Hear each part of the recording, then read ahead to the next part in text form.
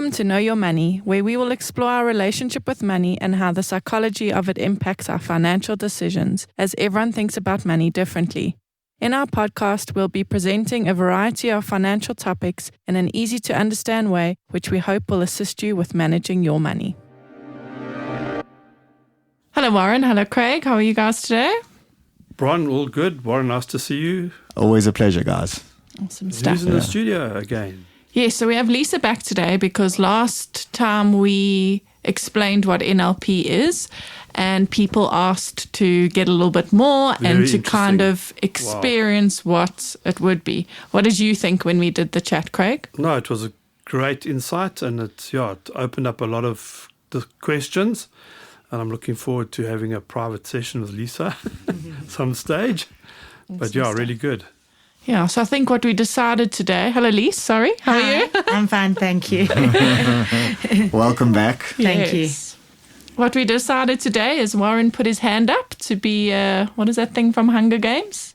Oh, I don't watch that nonsense. What is that thing? The Chosen One or something like I was going to say the guinea pig, but yeah. But I've got a topic, Warren, for you. A nice. Crash test dummy, yeah. Yeah, you didn't invoice us for our first... We had to ask you for an invoice. Oh, here we go. And why? Because you said you have a block about receiving money. Yeah. Even with the shoes, remember one of our episodes? I think this has come up in a few episodes. So we thought, ultimately. So now we've got Lisa to tackle you today. Okay, but can we be kind? Absolutely. In a world where you can be anything, be kind. And we wanted to relate it to money because it's Know Your Money, but everybody, it can be any money thing, it can be any relationship or anything like that. Well, we're going to find out all about it, I suppose. Absolutely. Take us away. So how do we do this, Lisa? So tell me a little bit more about where this receiving block's coming from. Okay, so it's many things. I definitely undervalue myself with regards to work. I'm completely self-employed, and I know that in all aspects of my work, I charge less than I should.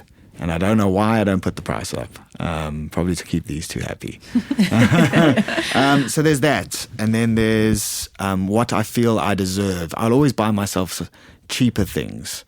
So if I'm going to buy shoes, and I can easily afford a pair that's 2,000 Rand, I'll still buy the ones for 1,000 or 800 or wait till they're on sale. I've always been like that as well. Always? Yes, always. I can give you an example of where it came from, where I think it came from. We've talked about this on the podcast. It was when I was young and I'd started playing soccer.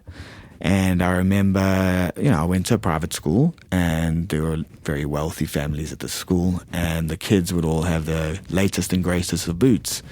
And I remember going with my mom, and she said, well, you can't have those boots, the expensive ones. You get the cheap plastic ones on the bottom. The studs are all plastic and horrible. And she said, if you commit to this, then we'll buy you nicer boots. And I think I processed that as you don't need to spend a lot of money to be happy. You can still play with everyone.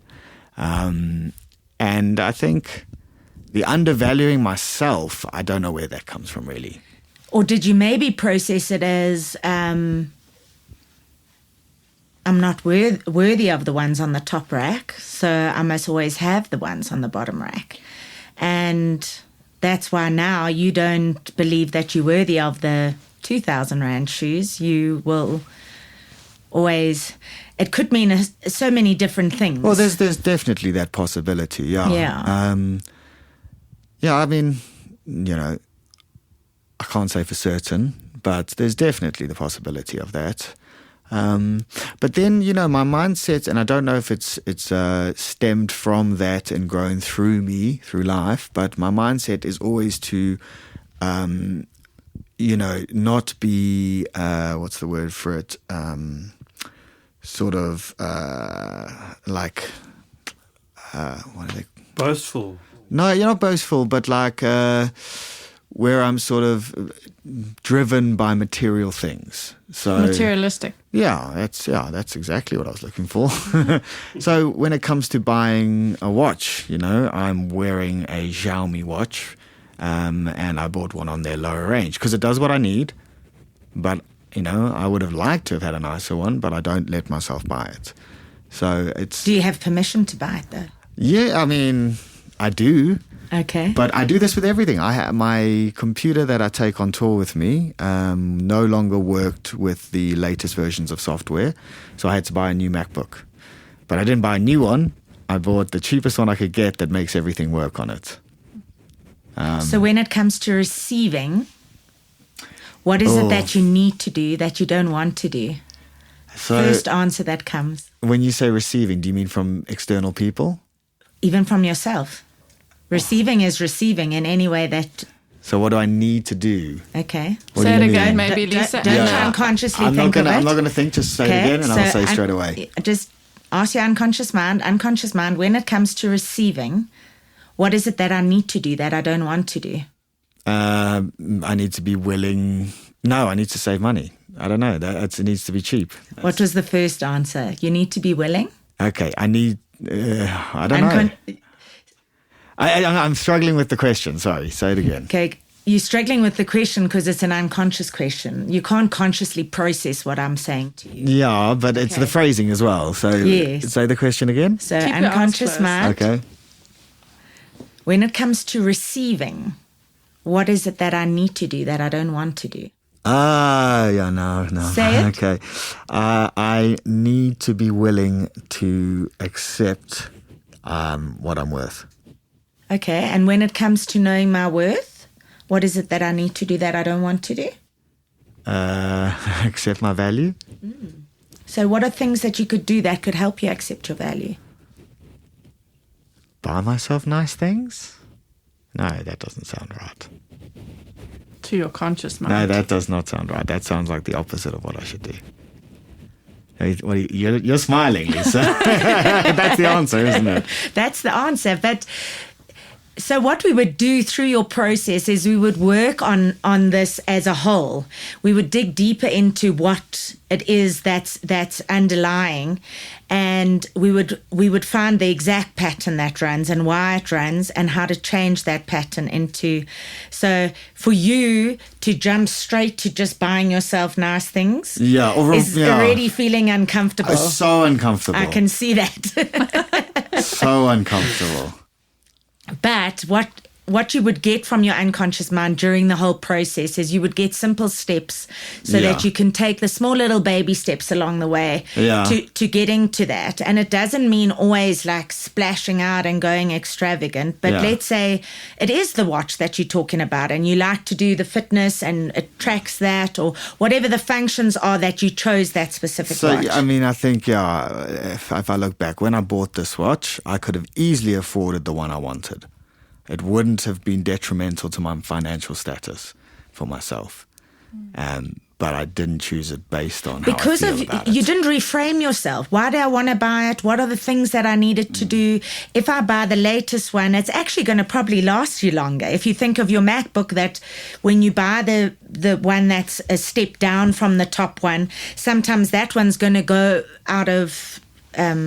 what is that called? Where they no longer support it. No longer supports the software or whatever. If we just go into that quickly. So my last MacBook, I bought the top of the range one in 2011. Sure. And I kept it going until it died, effectively.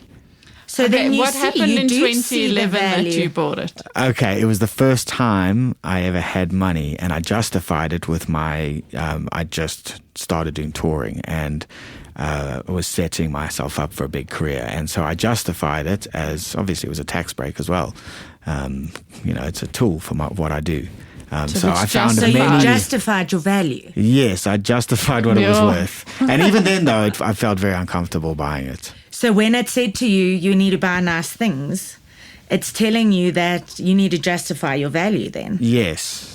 100%, yeah. Yeah, so see, reframe it to yourself and see what is the value. What's the value in the watch? What's the value in the MacBook? What am I using it for? And naturally, your personality is the personality that's going to look after it and take care of it.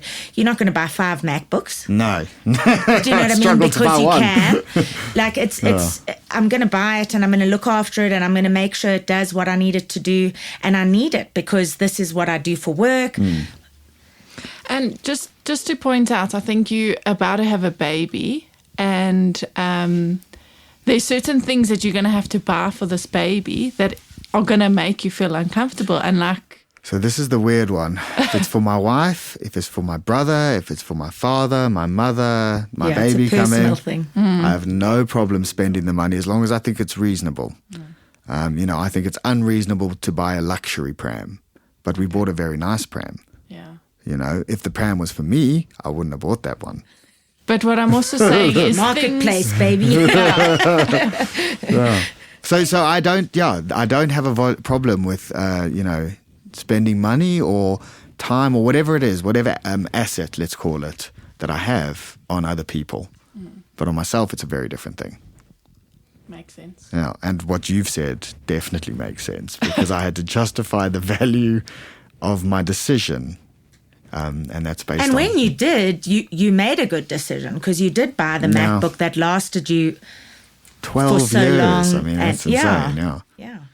Yeah, if we look at the per year cost, that's a bargain.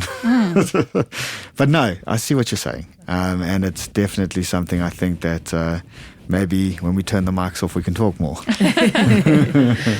Awesome stuff. Do you have any questions, Craig? Anything you want to add? No, that was great. Good to see that in action. Thanks, Lisa. You're welcome. Thanks again. Lise, do you want to let them know again on this podcast where they can come find you? Yes, so they can go onto my website and just contact me through that, which is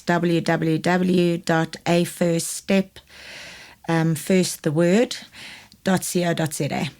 Awesome stuff. Thanks, We'll guys. put the link Thank in the you. bio anyway. Yes, yeah, absolutely. We'll put the link in the bio. Well, thank you very much, Lisa. My brain is melting now. I feel very uncomfortable. But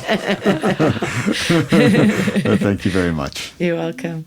Bye. All right, Bye, thanks, everybody. guys. Bye-bye. Thank you for listening. If you have enjoyed this podcast, would like to subscribe, please visit our website, www.growthfp.co.za. The information we have provided in this podcast is our personal opinion. For more detailed information, please discuss your financial situation with a financial planner.